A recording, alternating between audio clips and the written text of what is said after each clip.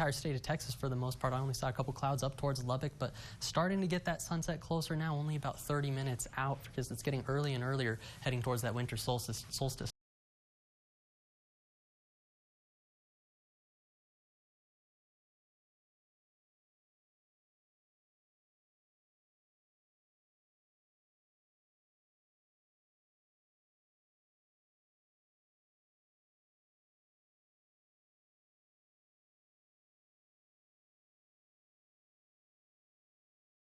In the 20s and then a couple of 30s up there just towards Robert Lee, but definitely, like we were saying yesterday and going into today as well, not enough for any rain, definitely not enough for too much cloud cover.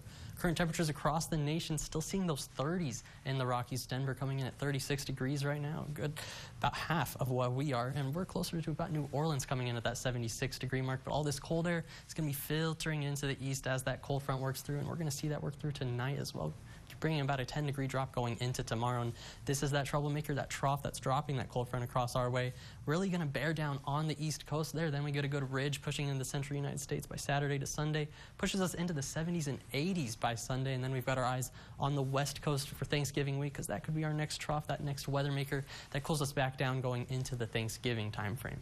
National satellite showing you where we have that front that moved through a couple days ago is now off towards Florida and Georgia. But if you take your eyes towards the west coast, that's actually what's known as a bomb cyclone. It's those just little bit of cloud cover up there towards Lubbock and Amarillo that I was talking about for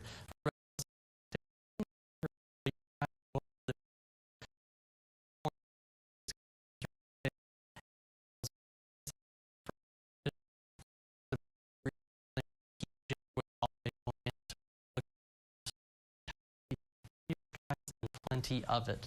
So going into the overnight hours tonight, we'll be dropping down into those 30s. I think about 37 degrees here in town with those mostly clear conditions. And if those winds lighten up just even more, some of the low-lying areas could even drop into those lower 30s, maybe just a light freeze, but not looking like it's going to be too worrisome going into the overnight hours. Tomorrow, only up to that 62-degree mark, as we're going to see mostly sunny conditions once again.